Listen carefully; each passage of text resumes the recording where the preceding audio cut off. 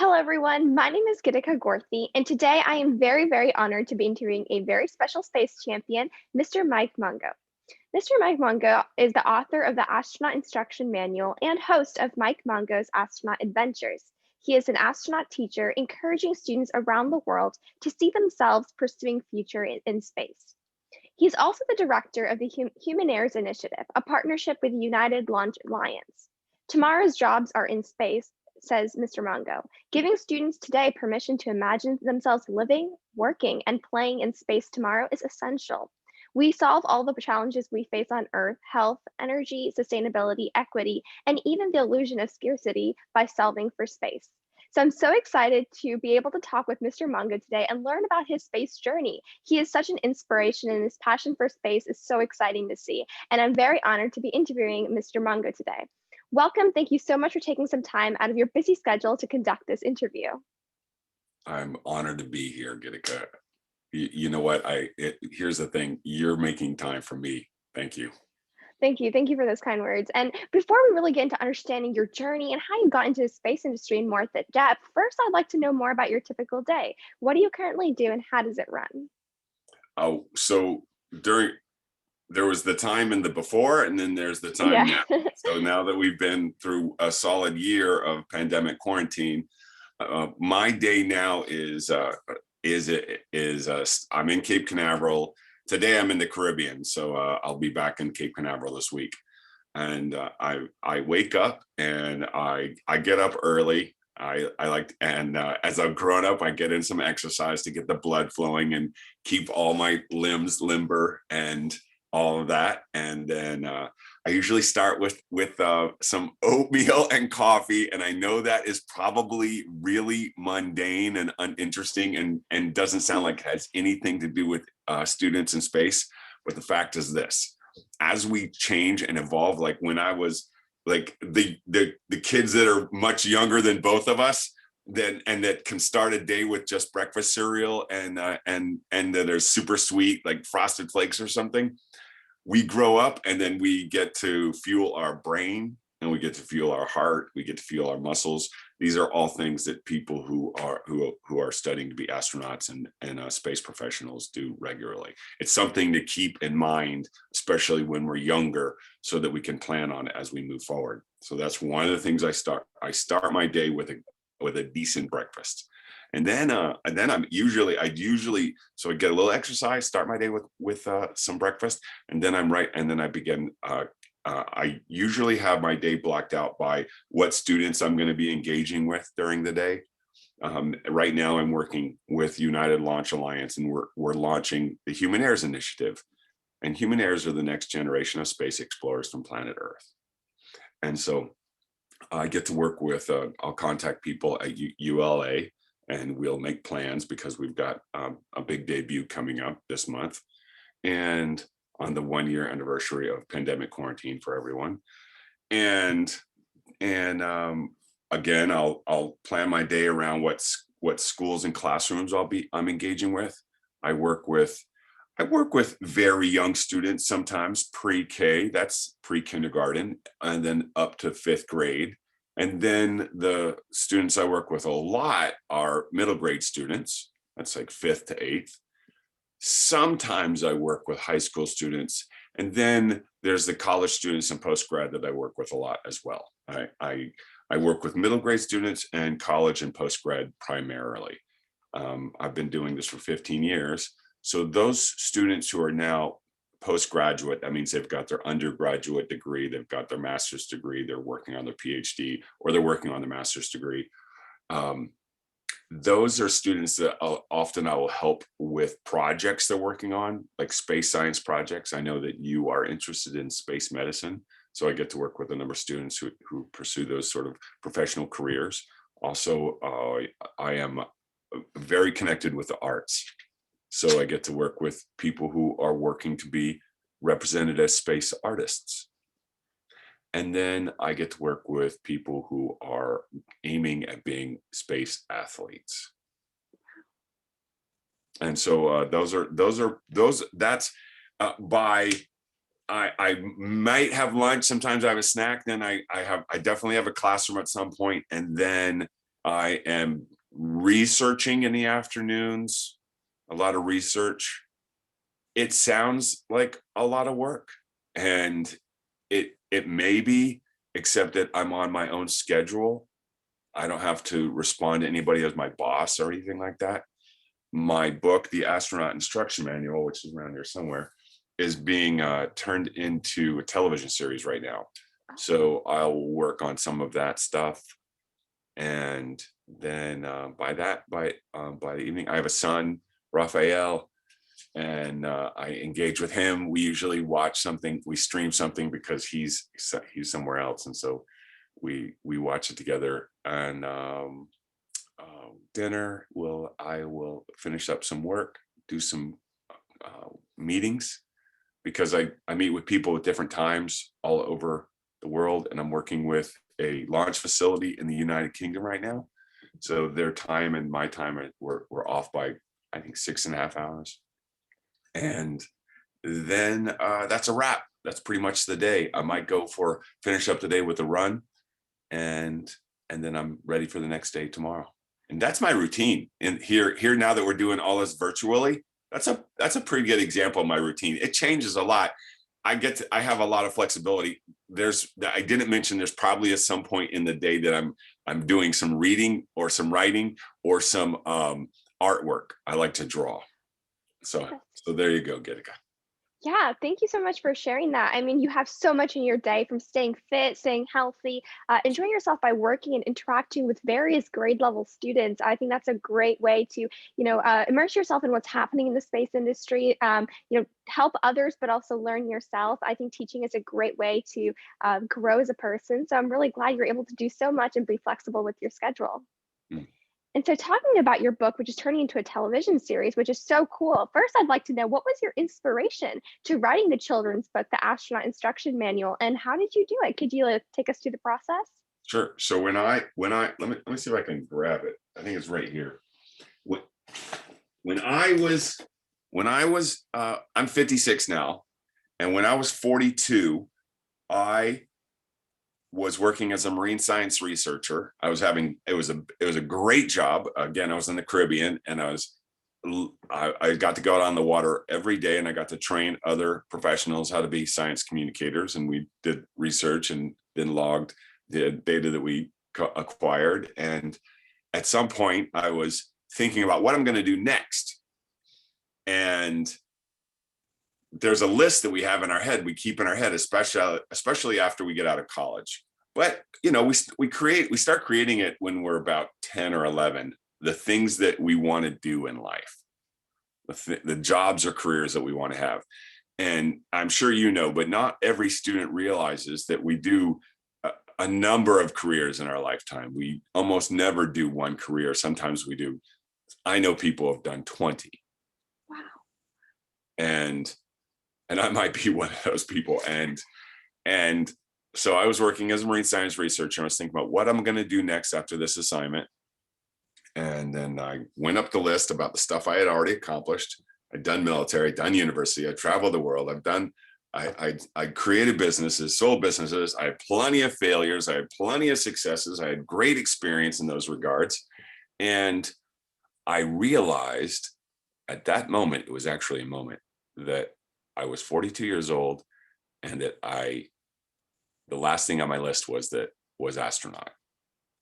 And the thing about being 42 is that if you wake up and you are not an astronaut, there's a high likelihood that you are not going to be an astronaut. And I got to, on the spot right then, figure out what to do if I got to go the next half of my life, because I was 42, so arguably to 84, like, at least if we're lucky, good willing. And what would I do if I wasn't going to get to be an astronaut, since that was the only thing left that I hadn't done that I wanted to do? And that's when I combined the good experiences I was having in training other people to be excellent science communicators, and the experiences I was having with people who are receiving science and being transformed by that experience, which is really teaching. And astronaut, I combined those two, came up with astronaut teacher, right there on that spot. And that's when I started working on the Astronaut Instruction Manual right then. So that was about 2007.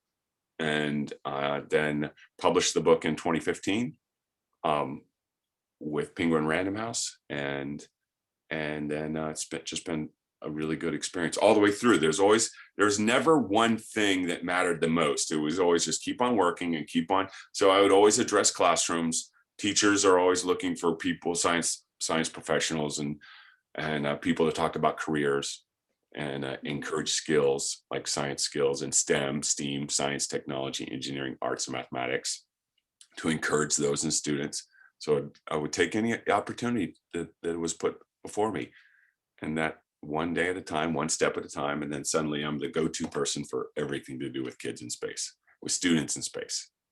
Wow, wow, that is truly inspirational. I mean, I read about your work, and when I first heard like astronaut teacher, that was definitely a unique career and like a unique title to call yourself. And I think that one of the things I love about space, which I was able to understand, was there's so many diverse careers. Like the number of jobs in the space industry. I mean, I feel like the general public, students, they don't realize. I mean, for example, myself, 3 years ago, if you told me about space medicine, I wouldn't know that exists. I mean, it was plainly because I put two words together and I found out it was real. But a lot of students, like, the point of this series is to highlight those diverse careers and show these diverse opportunities. And I'm so glad that this is another unique career that I was able to highlight on this YouTube series. So I'm really glad that Good idea. we do this. Yeah.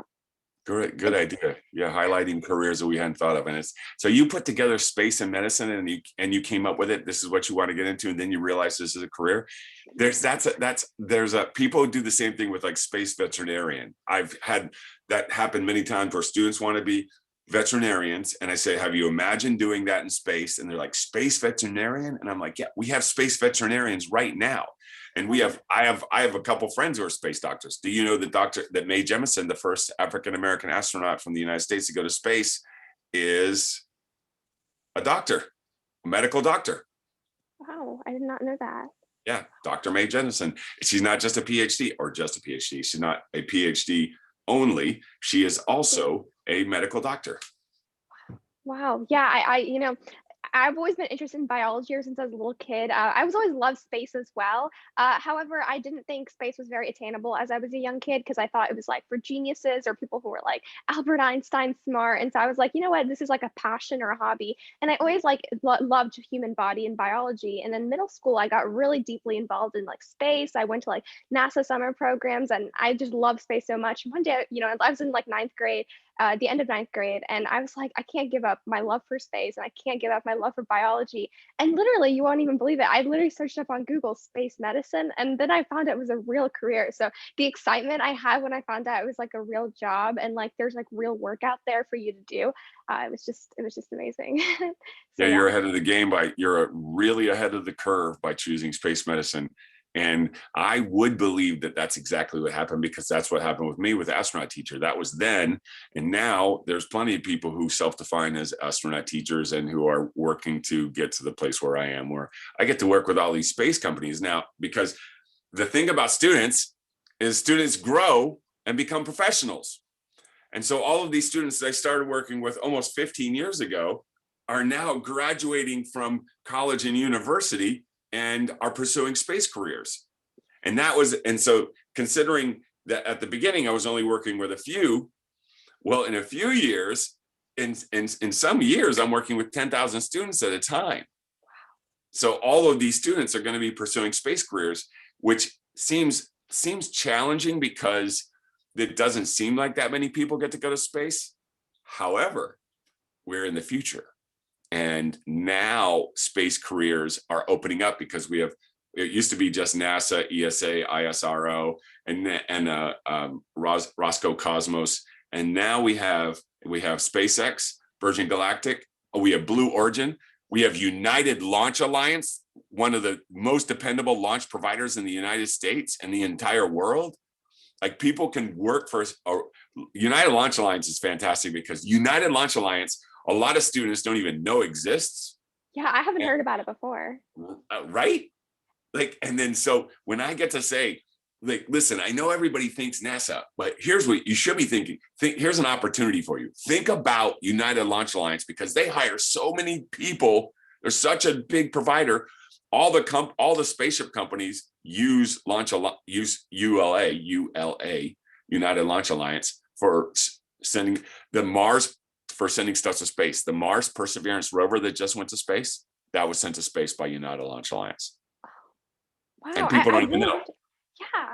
Oh, wow. Cool, Wow, right? that's amazing. Yeah, that's a really cool fact. Like I didn't I know got that. one of their this is these cool keychains. Yeah, that's awesome. So these are removable for flight tags, and these are on rocket ships and space and aircraft, and usually they're made out of like a mylar material, and we use them to pin things into place, and they're connected with a pin, and the pin goes into an allotted space that keeps a mechanism or series of mechanisms from moving or being in function until the spaceship or aircraft is ready. Then we pull out the removable for flight tag, and then that stuff is ready to go. And then that's how that works. And so United Launch Alliance passes out these really cool things. I pass them out to, well, in the before when I was in, now I get to mail them to people. So Yeah, that's very awesome. I'm really glad. You know, you were mentioning how there's so many more space jobs. I know I was yes, talking with like so many like space consulting firms nowadays, and people are like,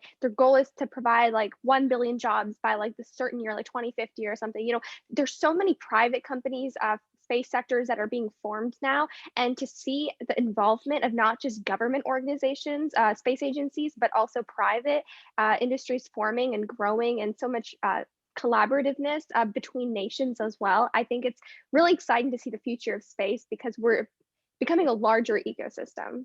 yeah, yeah, Yeah. a larger space ecosystem, absolutely. So there's a lot of us like yourself, myself, who are called to space. We're just like, there's no way that if that's an opportunity, we're not going to pursue it. And now because of all of these new spaceship companies and people creating their own companies, by the way, that like my friends at Planet, who invented a company that has these Dove satellites that go around the planet and takes pictures of different forests and deforestation and forest fires or breaches of borders and keeps a track of stuff for climate changes.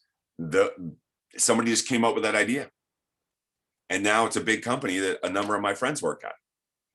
And you could come up with a space medicine company idea, and then suddenly the people you want to work with you're working together, not just as friends, but as a company. So Yeah, the future is just so open and so wide and broad. I think there's just so much to think about. I think that's really great.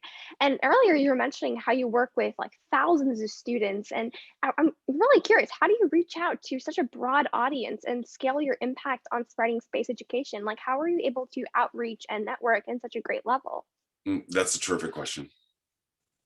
I started by doing the outreach myself. I used to reach out to schools and reach out to classrooms, and then after a time, students like yourself would see me and find me and then ask if I would speak at their school or their classroom. And so then that made that simpler. And then it got to a place where schools hire me to teach astronautics at their school, or I will set up a special day or weekend where we do workshops.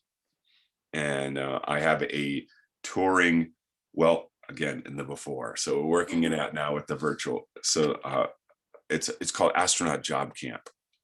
And we have a summer version that we're working on for this summer, virtual version called Astronaut Job. That's Astronaut Job Fair. The first one was when we would travel around and students would come and pick up legitimate skills that would help them and support them in pursuing space careers. We've turned that into Astronaut Job Camp. So this summer I'll be doing an astronaut job camp and reaching students all over the world, just who have parents like yours that want to support their student, or guardians or grandparents or abuela and abuelo, people in their life who are supporting their vision for themselves as a space professional. And so now it kind of drives itself.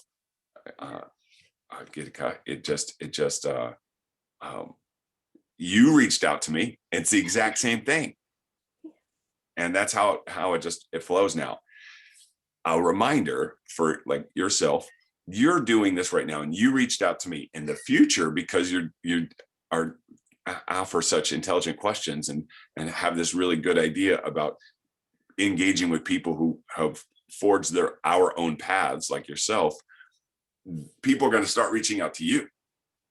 Yeah, that's definitely my ultimate goal, where I could be able to reach out to a broad audience internationally, just like you are, and be able to spread my love for space. Because I know, like, these days, I always believe that information and knowledge is much more valuable than anything else in terms of like awareness, opportunity, and growth. I think that's something like values my parents have also grown me with, and being able to provide that information to other students in like rural areas or undeveloped areas where their parents just don't have that same knowledge. Of course, I don't have like the best knowledge, but I'm like lucky and blessed to be in a county where I'm provided with a lot of opportunities that a lot of kids don't have. So it's exactly what I want to spread to others and be able to provide that same. Because if I didn't have a teacher in middle school who really pushed me into space and like made me join rocketry club after school, I Really? mean, maybe that's how I got back into space really in middle What school. was that teacher's name? Mr. Anderson, and he huge supporter of my work. And I was in his tech ed class in 7th grade, and he told me, Kitika, join rocketry club. And I was like, oh, I don't know if I can actually build model rockets. And he was like, just give it a try. And literally, I fell in love. I would spend 3 hours every day. He was available after school, 4 hours, just building rockets, catting different designs and flying rockets and launching rockets because he had permission. And so it was just, I fell in love with rocketry again. But I wouldn't have gotten into space as deeply as I am now without him. So, the purpose of Ignited Thinkers was to provide a Mr. Anderson really to every student out there, and let them ignite their passion for space again. Cool. That's Yeah. awesome. Thank you. And so I'm also really curious, because you've had such an amazing journey and you have a lot more visions in the future or things you'd like to achieve. What is your biggest lifetime goal that you would like to achieve through your current work or your vision, maybe? What, going to the moon? I said like a question, going to the moon. I'm saying it like, you mean besides going to the moon? I mean, Going to the moon, absolutely.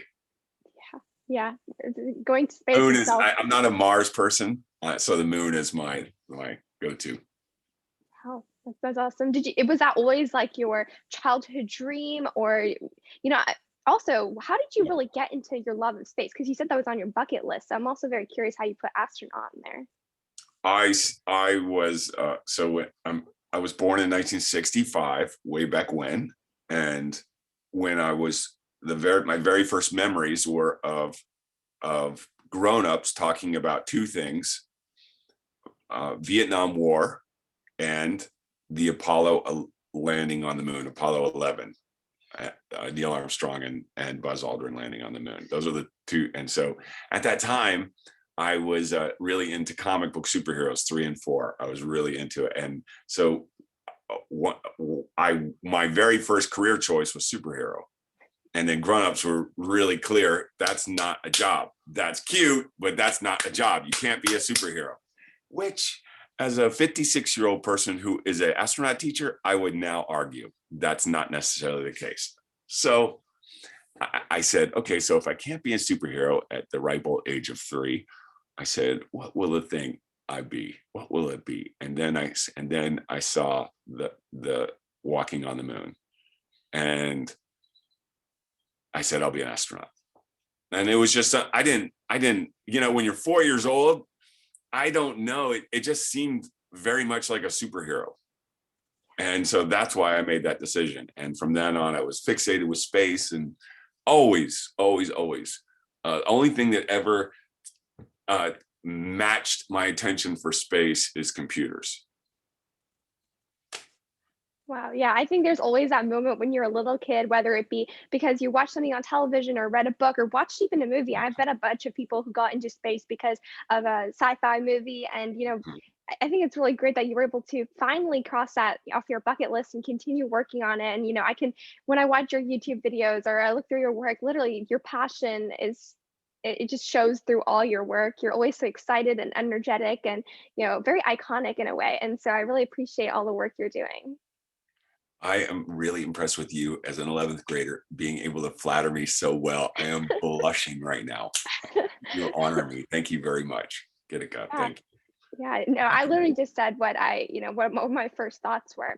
And you were also mentioning earlier how you had a lot of obstacles throughout your journey, and some were successes and some didn't end up being as successful as you hoped. So what were those obstacles to help, that kind of step made you step back on what you were working on, so basically, what were the obstacles to pursuing your passion and how did you overcome them?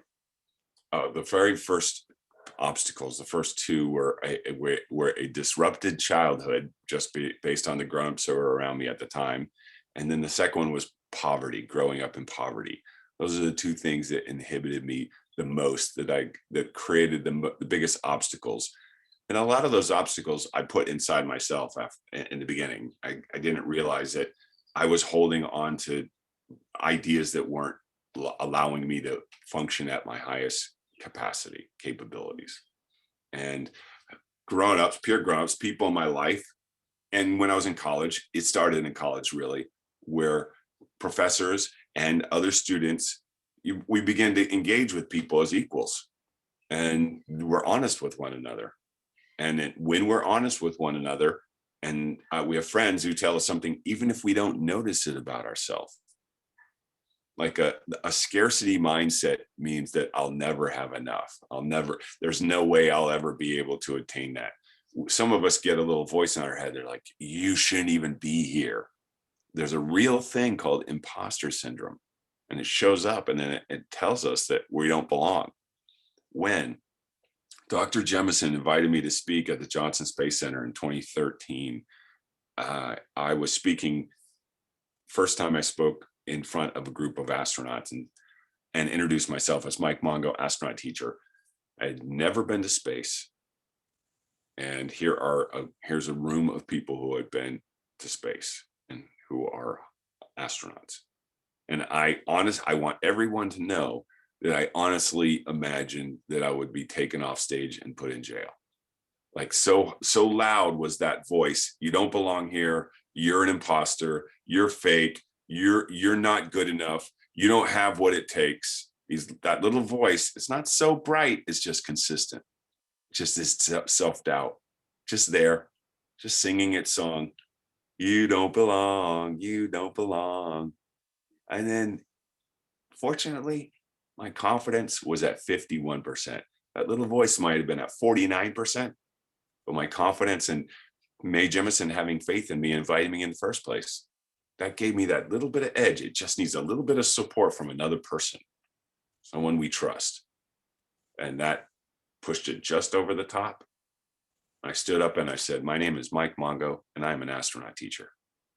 And we can solve all the challenges we face on Earth by solving for space. And if we want to make this a space civilization, then what we get to do is give students permission to imagine themselves living, working, and playing in space. And everybody came up to me afterwards like, oh my gosh, we've been waiting for this message so long. Thank you, thank you. And I'm like, oh my gosh, this is the best. And we have to have that courage. We get to have that courage and have that. There's a thing called a leap of faith. Gitika, have you heard of this? Oh, Yeah. Yeah, I saw something flying in the background. The bee. Sometimes they bring, I hear there's a superstition that a bee will bring news. So maybe, okay. Hopefully it's good news. Maybe it's, and then out the door. Okay, so there is I got distracted by the bee. 1 second. Yeah. I definitely agree with what you were saying about that leap of faith and having confidence. I know, it's a small little story, I guess. When I was a little kid, I always loved playing basketball, and so I used to play like at a court near my house. And my parents saw my interest, and they're like, let's join a basketball team. And I was like all up for it. I was so excited. And then at the basketball game, my first basketball game, I didn't like touch the ball. Like I was scared to touch the ball because I thought because everyone was so experienced, and I was like I think third grade, and I was like if I get the ball, I'm gonna give it to the other team, or I'm gonna miss the basket and make my team lose. And I always had that self-doubt. And it happened for a few games. And then my parents, at one time, when we were going back home, my dad was like, Gitika, you miss 100% of the shots you don't take. And there was like a wait, quote say that part again.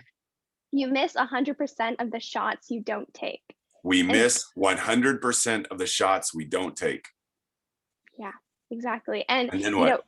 and then it just hit me like, okay, so me trying is at least I have a chance of getting the basket in, but me just standing there means I'm not doing anything to contribute. And really, I'm not contributing to any winning, but maybe I'm the cause of my team not doing well because I'm not being a team player. And so that realization really like changed the way I view about everything in life. Like I think sports is a huge, it gave me a lot of confidence as a younger kid. So, I always, tell that to students that I meet, like, don't be afraid to have that confidence and believe in yourself. Like sometimes it won't work out, but maybe other times it will. And so I'm so glad As that it doesn't. 51%, that 50%, 51% of confidence really boosted you and helped you achieve what you wanted. So yeah, I'm really glad you shared that with us. So that leap of faith is there's a funny thing about taking a leap of faith. It's like taking someone, it's like, okay, I think I can, I will, I'm going to make it, and I'm just going to go for it.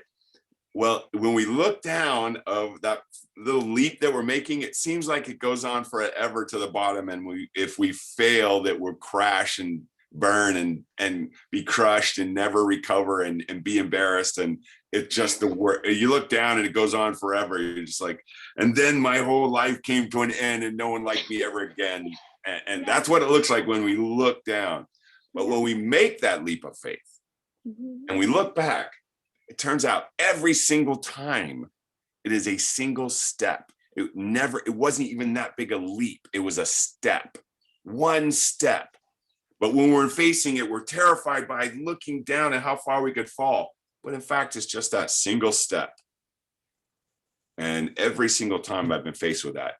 Now, here at this point in my career, in my life experience, I know for sure when those things come up, one of the tricks I use is that nervousness and excitement are basically the same emotion. It's how we feel about them. So if we have something that we're nervous about, we can just by thinking about realizing, oh my gosh, it means I'm excited about it. I'm actually excited. It's almost always the case. Yeah. Hmm.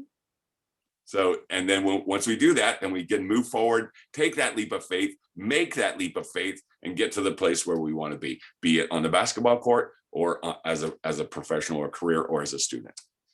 Yeah, I think that's a great way to think about it. Now, every time I'm nervous, I think not nervous, but I'm actually excited. I think mentality, the way you think about things and brain power is so much higher than what we think. The way we think about situations, how we perceive things, has a huge impact on our performance as well as like our emotions. So that's definitely something I'm going to do and recommend to my friends as well. I think that'll Cool. definitely help us with high school grades. I mean, going to college, there's always that nervousness. And so being able to transform that into excitement is definitely something we should do.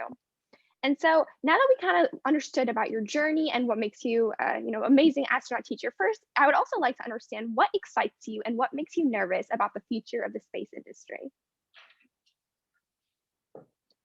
What excites me about the future of space industry is the possibilities. It's that we will, when I say we can solve for all the challenges we face on Earth, health, energy, include just like a Cyan Proctor, my friend Dr. Cyan Proctor. She's an analog astronaut, and she's always training for astronautics. And she calls it JEDI: justice, equity, diversity, and inclusion. Justice, equity, diversity, inclusion. So we can solve for all of these, and as I mentioned, the illusion of scarcity by solving for space, solving for energy production, making clean energy. Like on the moon is something called H3, which is helium-3, which we can theoretically use to produce and generate non-radioactive clean energy. And 1 ton of it would power the United States for an entire year, 1 single ton. And it's only located on the moon. There's trace elements of the element here on Earth, but trace quantities. But on the moon is where H3 is. And that's just one possibility.